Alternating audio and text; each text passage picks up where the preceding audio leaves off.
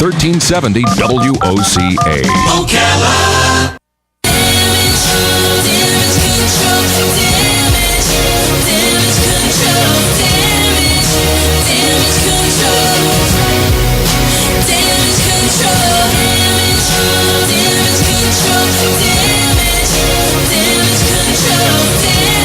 All right, 23 minutes before 11 o'clock. We're just running late with every segment today a little bit.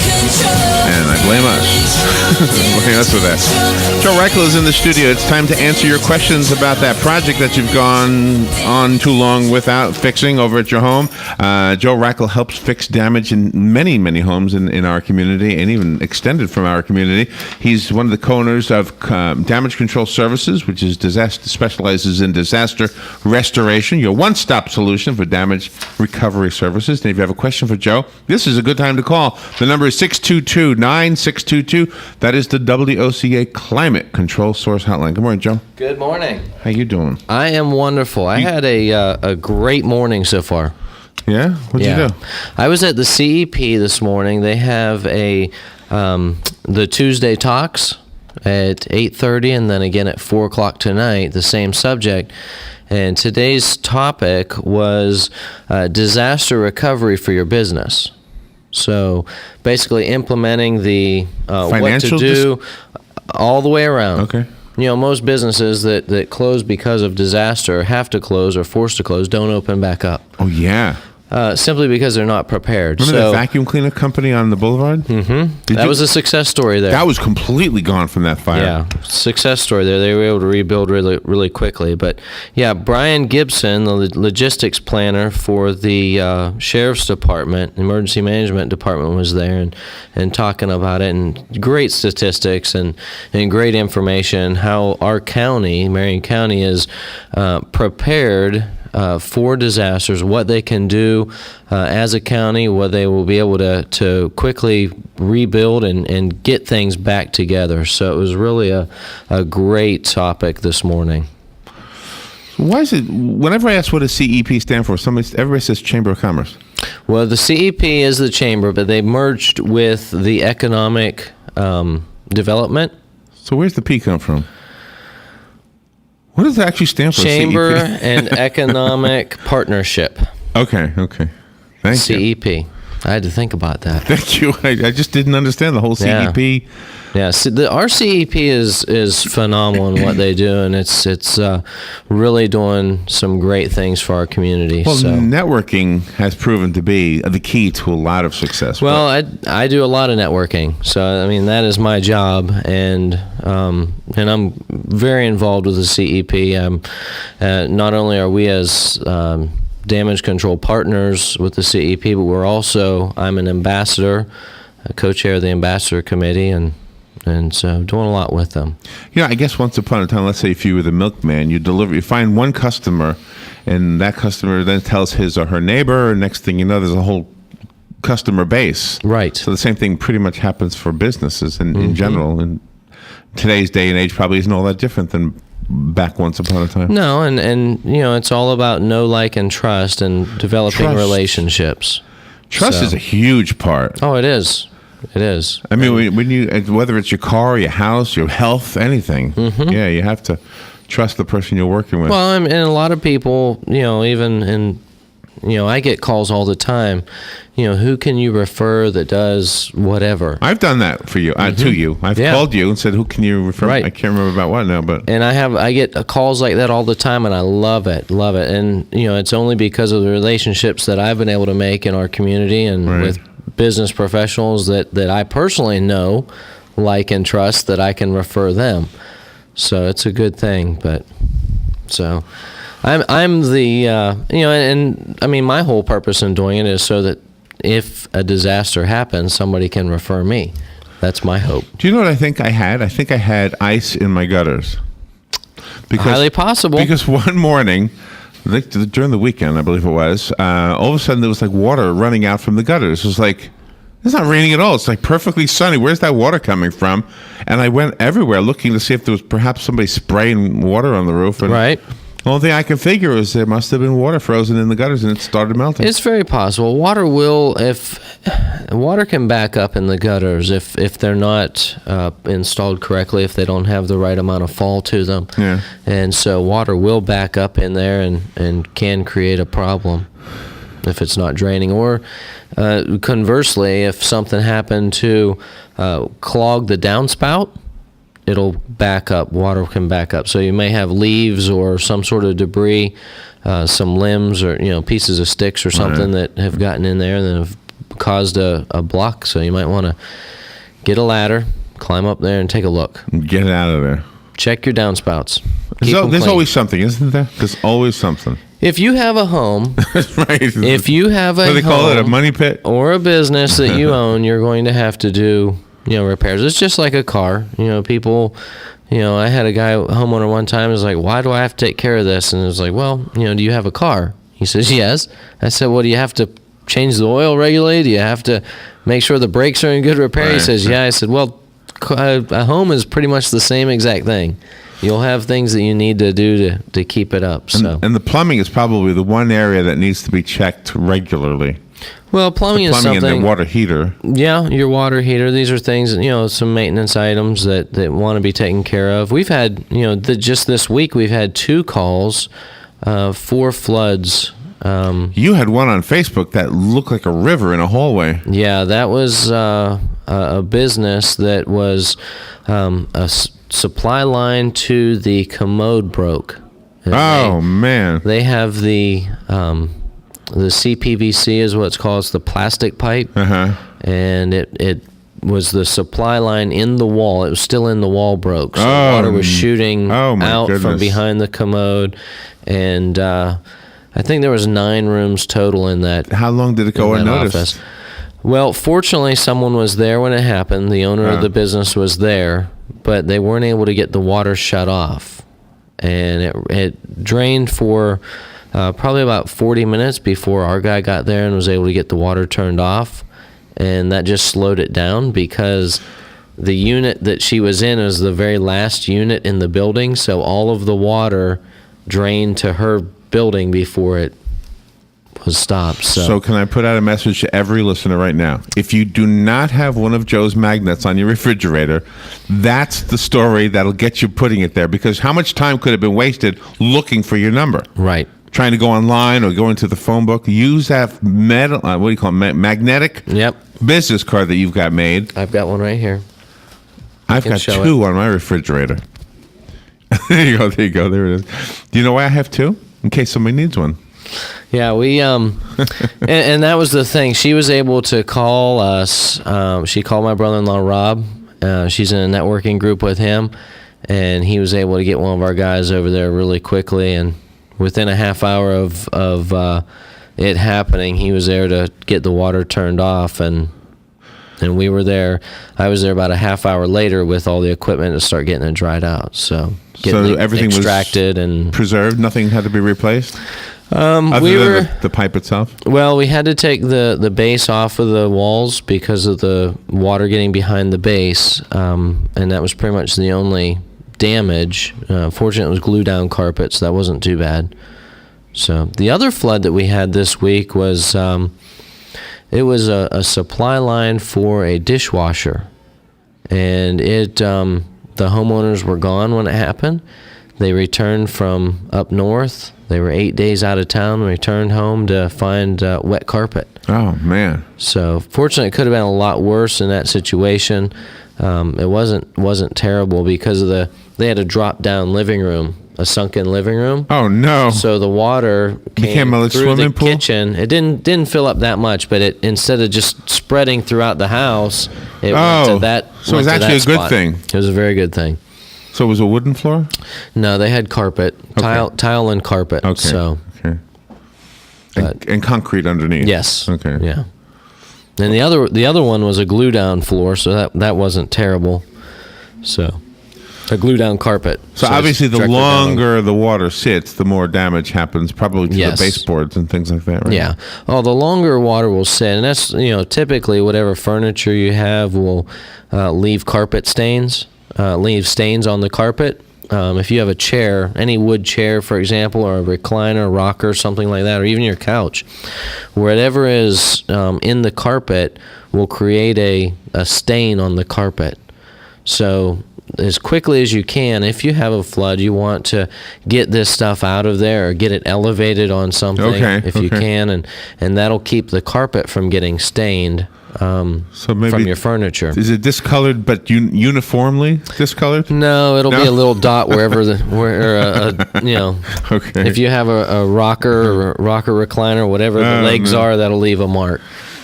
That makes sense. And typically your furniture will be okay if it gets dried out and it's not sitting in there a long time. So, whenever you have a flood, the first thing to do is to minimize the damage. That's what you want to do. So you want to know where the water is so you can get it turned off. You want to, move things out of the way if you can. And that's the office that we had. Fortunately, that office building, they were able to move all the things out. It was a massage therapy, helping hands.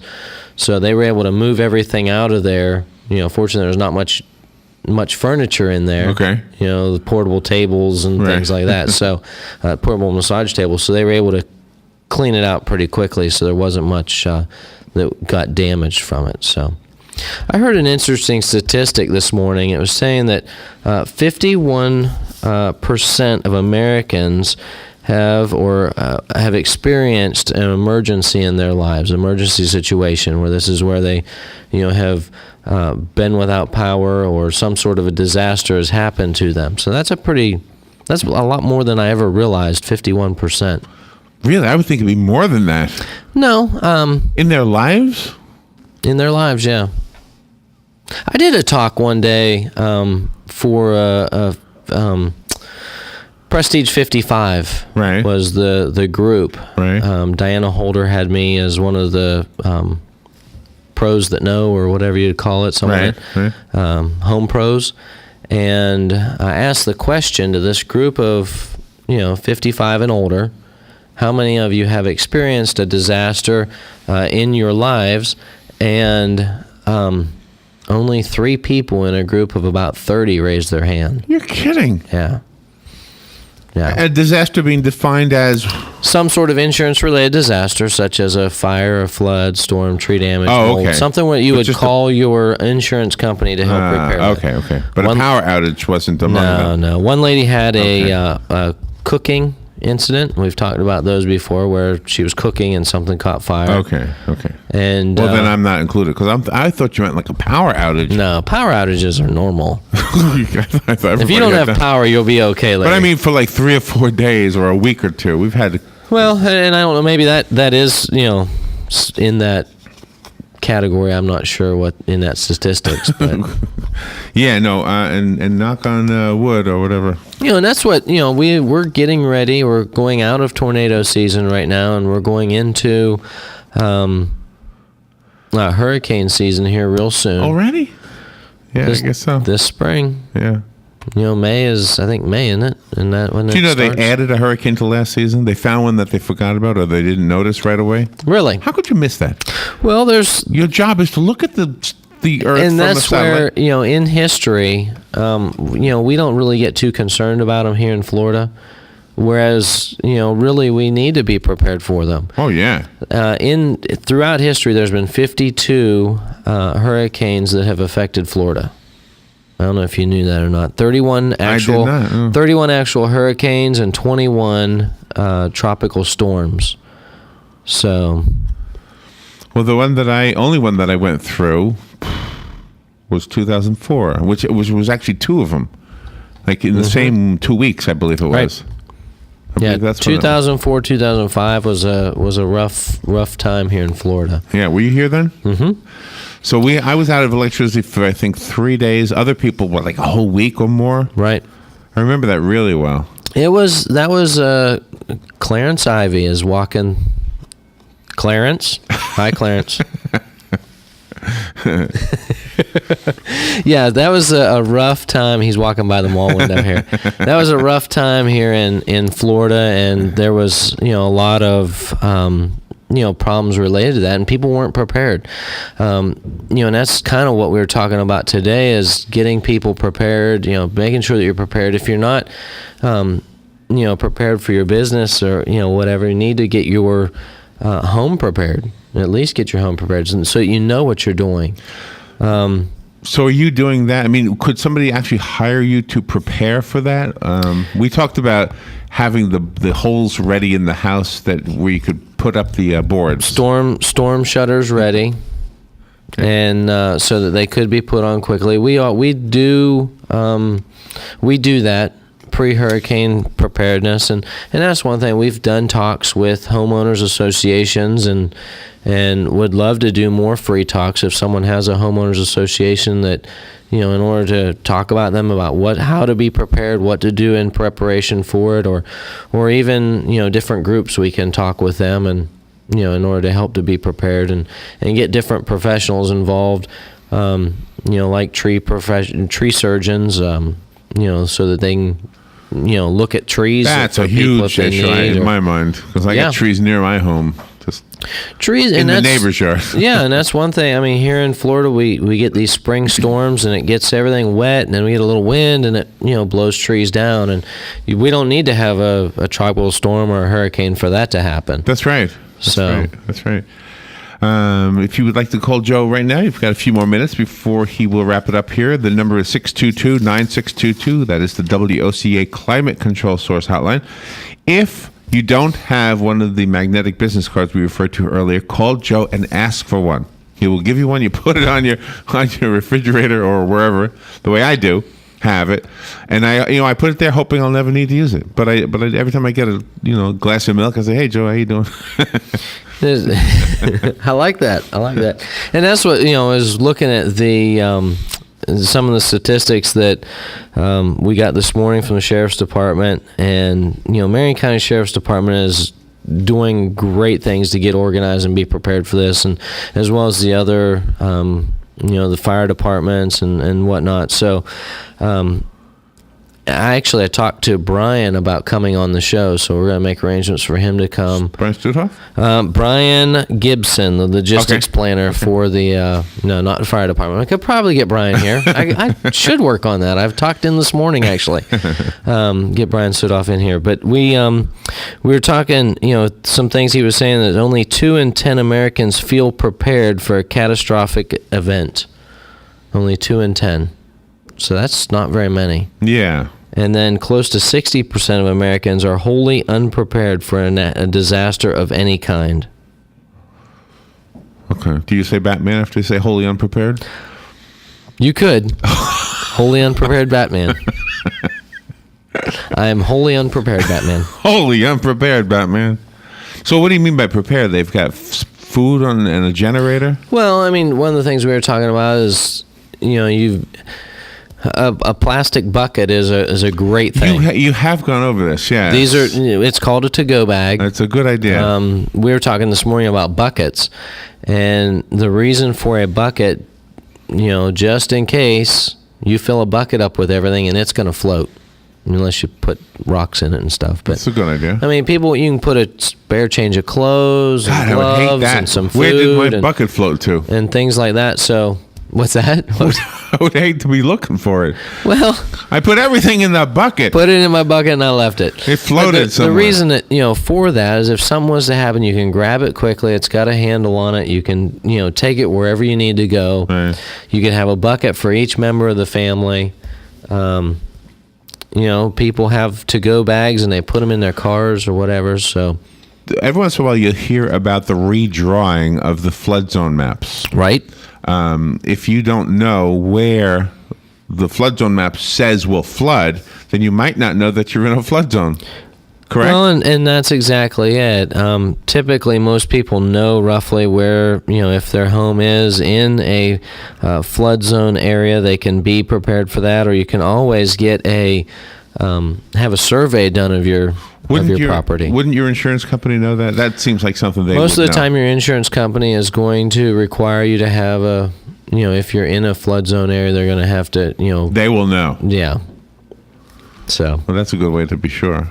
They're going to know, or they're going to, make you have flood insurance, and at that point, you can opt to have a survey done to find out if you are in a flood zone area or not. So, by the way, we brought up Brent Studhoff, and I wanted to mention something. Did you know that there's a piece of the one of the steel beams from the World Trade Center towers at the fire department? I did hear that, yeah. Yeah, it's in there in a little plexiglass pedestal, and it's kind of sombering to look at that and realize it's part of what used to be a huge complex of two buildings. Right. It is amazing. That is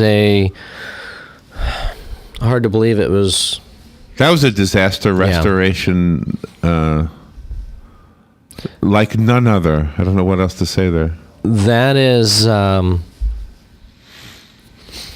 that would be a tragedy to go through for sure. And I know most of the problems you deal with are either nature-made or just simply things wearing out. Well, and that's, we were talking this morning, as far as being ready for terroristic threats or threats from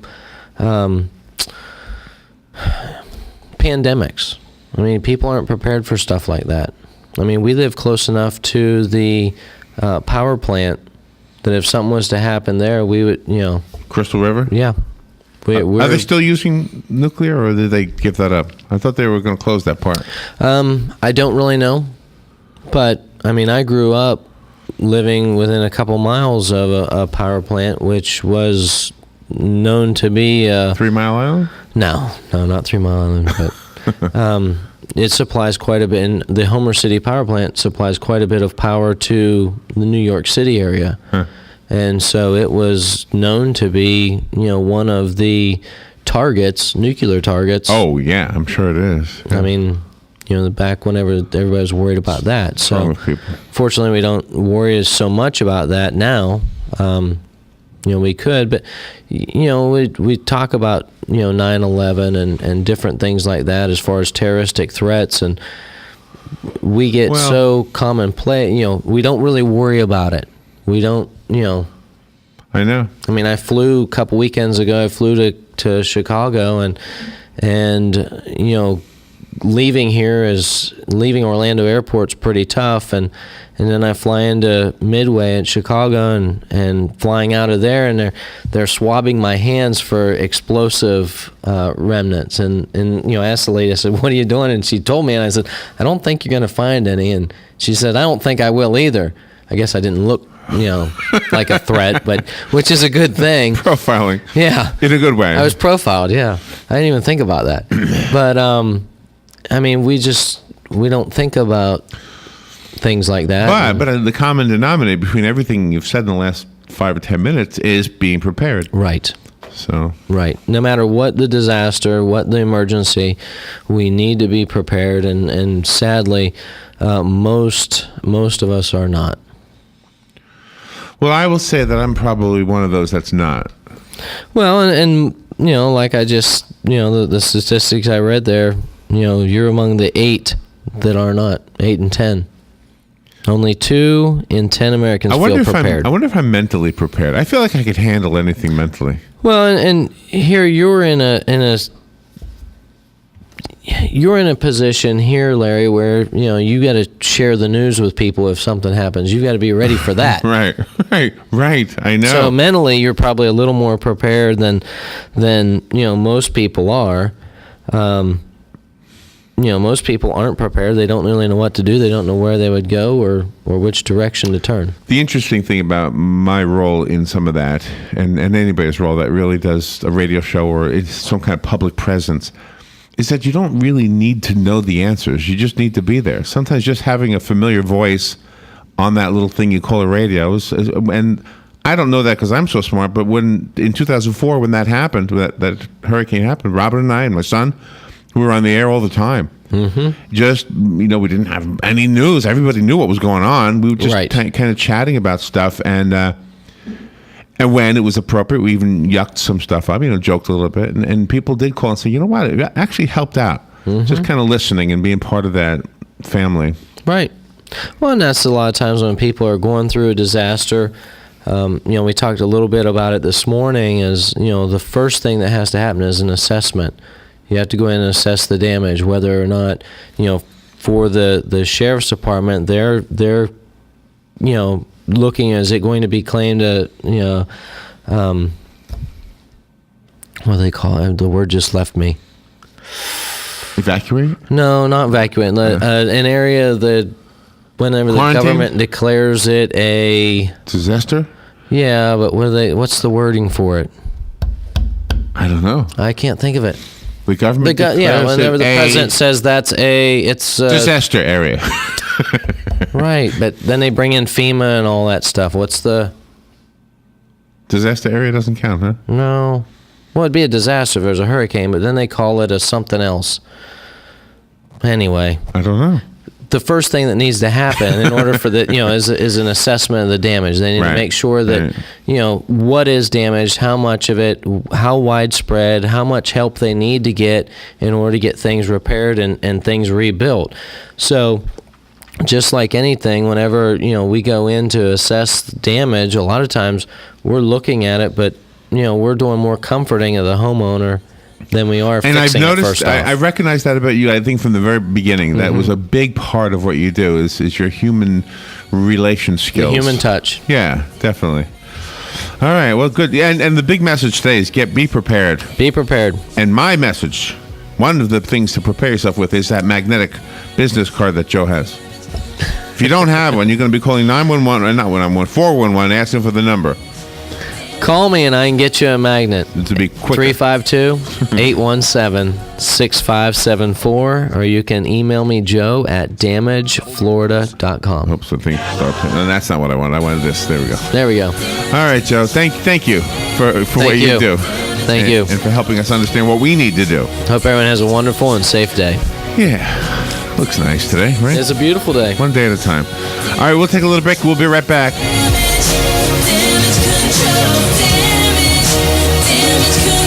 Ocala's information station, 1370 WOCA. Ocala. ABC News Now. I'm Karen Chase. Get ready for higher gas prices. Analysts say the extreme winter weather has exhausted fuel supplies and increased demand. Do the math and you'll see why one analyst predicts a rise in gas prices of up to 25 cents a gallon. Passengers who weren't wearing seatbelts were tossed around like toys aboard a United Airlines flight that ran into violent turbulence from Denver to Montana. 5 people were hurt, 1 critically. Put down that Hot Pocket if it's the Philly steak and cheese flavor. Giant Foods is recalling them along with the croissant version of the sandwich treat because they were made with meat from a California processor that may be